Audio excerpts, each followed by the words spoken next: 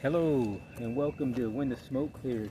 Let me work my way around here so that I can get in line here with this, kind of get some of this sun. Let me move this over a little bit more so I don't get none of them shadows coming in too much.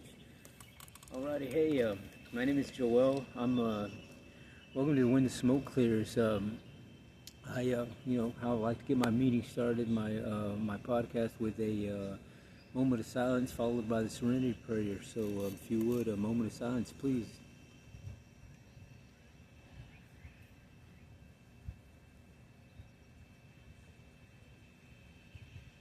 God, grant me the serenity to accept the things I cannot change, the courage to change the things I can, and the wisdom to know the difference. Put these glasses on. It's kind of bright out here today. A little hot, but feels pretty good nonetheless. But today the day started pretty good. I mean, compared to my night last night, I had a few struggles. I mean, I couldn't sleep. It was one of them nights where, every hour you get up. You know what I mean? I'm getting up throughout the night, and I'm looking at my phone, and it's like, midnight and 1 o'clock, 2 o'clock, 3 o'clock, and I was like, oh my God, this sucks. But I had a couple of dreams. My dreams are terrible. I get those.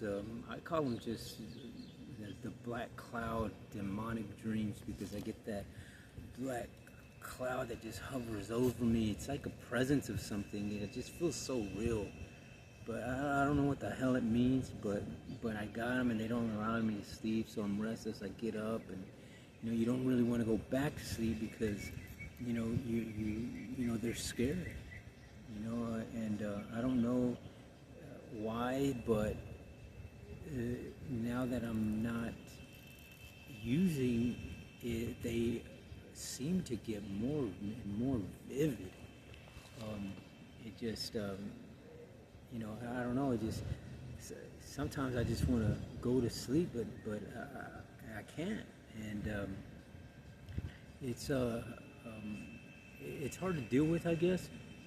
So, I get up and I start feeling, then my mind starts racing because I can't go to sleep, and then I start getting into that depressed mode and that isolation mode where man, what am I doing here? I'm stuck here and just, this is my life right now, and it just, come on, you start beating yourself up a little bit, and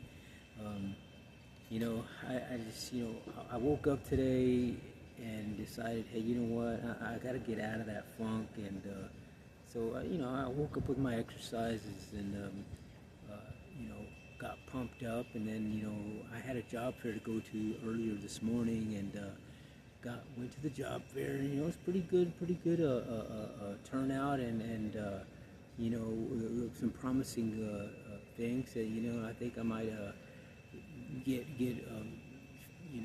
hired up in this one place, and I'm excited about it. So it'll keep me busy, and things are starting to move along in a sense, and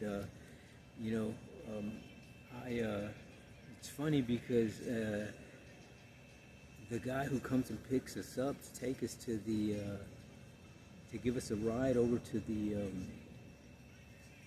the place where they're going to have this job fair, and he was a veteran as well, and I don't know if I've mentioned it before, but I'm currently at a facility where they house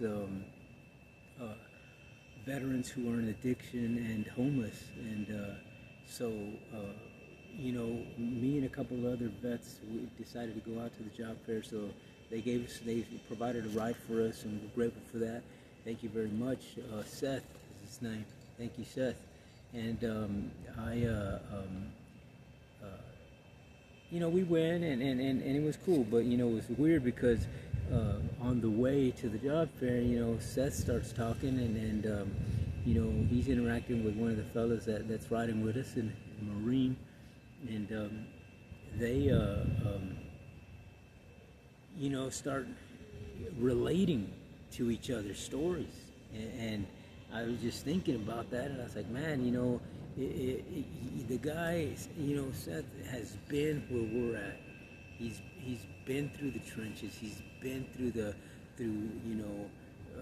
for some, he's been through the jails, the institutions, the recovery programs, and the man is doing well, and he's doing his service work by, providing a ride for veterans in addiction and homelessness, and I commend him for that.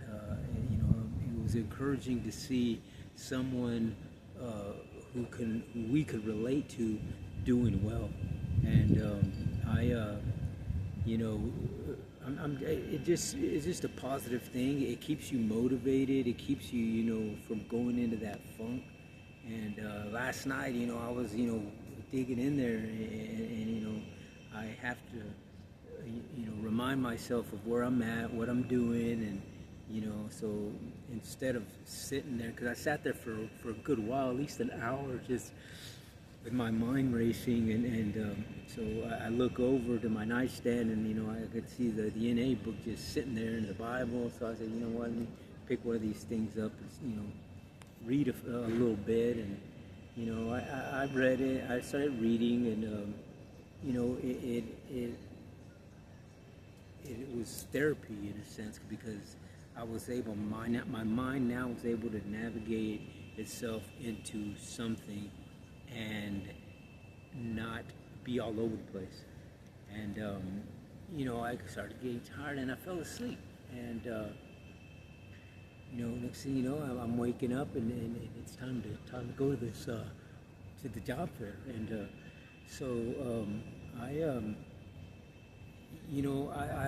what I do know is that there's going to be bad days, and there's going to be good days. There's going to be the days that are struggling, and there's going to be days that you just want to give it up, and you can go back out. And earlier today, just a while ago, about 15 minutes ago, I'm sitting there eating a sandwich upstairs, and a fellow walks in, and he's a guy who was in the program with us here as a veteran, and he decided that he had enough, and he took off, and we didn't see him for a couple of weeks, and he showed up today, and I mean, you could tell that you could see by his appearance and by the look in his face that he's like, man, it's still the same. You know what I mean? Nothing's better. It's still the same, and you could tell that the guy was defeated in his body language. And I'm grateful that there's a program like this. I'm grateful that there are people who are aware, and he was aware that I guess he either hit his rock bottom, or he saw some red flags and decided to act on them, and for the better and not for the worse. And that's why he's back here. And I'm glad that he's here, because he very well could have been one of the statistics. And I just want to encourage you guys to know that there are programs out there. There are people out there who care, like Seth. And Seth, he said that he goes on his own time, and he goes and looks for people out in the street who look homeless, who looks like they're not doing well, and he encourages them, and gives them rides to these facilities. And man, that's awesome to me. And know that if you have a problem that you recognize, and you want help with that problem, know that you can reach out. Call 211, go to your local law enforcement or fire department, and let them know what you want. And I guarantee you, they're not going to, be ugly to you, or tell you to leave, or decide to search you or whatever. You know what I mean? You can go to different hospitals that will also give you information on where to go to get the help. your local Salvation Army, your United Ways, your Red Cross, all those types of programs can tell you where it is that they have these nonprofits that you can go. You know, Sam Ministries. I mean, there's just a few churches around town, and this is in any community. It didn't have to be here in San Antonio, Texas. It can be anywhere. They have programs all over the freaking country, and you just have to, do the legwork and want to go out there and get that. And if you're ready, if you're done, tomorrow you can start. Today you can start, and find you an AA meeting, an NA meeting, and attend one. If you know someone who is in recovery, reach out. And like I always do at the end of my videos, I always give you my number, I give you my email, and send me a call, send me a text, send me an email. If you need help, I'll definitely reach you with the proper, network that's gonna help you in your journey. And I'll do what I can, to, if you're here locally in San Antonio and I can get to you, give me a call, and I'll will my way over there. And so, I'm no, I'm no, bad person or anything like that. So, my, I guess, service to myself and the community is to help and reach out. So I know something that maybe you don't know. I know something that can help you, or I may know someone who could help you with whatever it is. And I just encourage you guys to stay engaged in your higher power in any 12-step program. I mean, you don't have to do a 30-day, 60-day inpatient thing. You can if you qualify. You can if you get to the right resources. I encourage all those things. But if you're anything like me, proud and you don't want nobody in your fucking business, I mean, it takes some help. You can't do it alone. If you could do it alone, then you wouldn't be sitting right there in that dark place. You know what I mean? I used to do that all the time. I thought I was a manageable addict. I thought I got it. Everything I did, I mean, I could work and use and this and that. And no, eventually the darkness is gonna grab you, and you can stay there for a long time. I've been there. I've done that.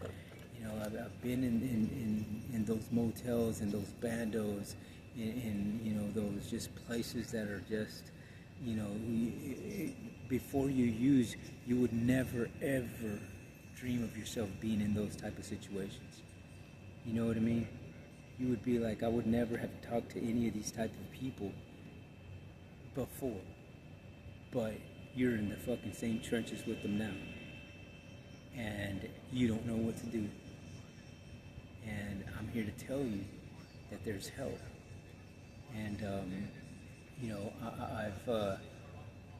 I'm glad and happy to be in recovery today and sober. And it's not because I just decided to do it and I'm here.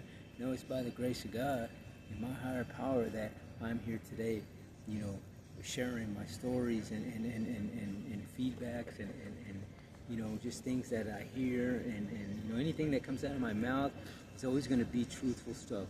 It's either going to be something that I've experienced personally, something that I've seen, something that I've been through, or something that I read. Other than that, I don't talk bullshit. And I let you know how it is. I'll let you know what's happening, and I'll let you know, if I see you and you call me, and I'm gonna lay it out how I see it and how I think you can get the help. And I encourage you to make that first call, make that first step, make that first meeting, it's only for that first, all you got to do is say yes, you know. And when you get into these communities like that, these types of people are people that have been there in that same situation or worse. So just know that.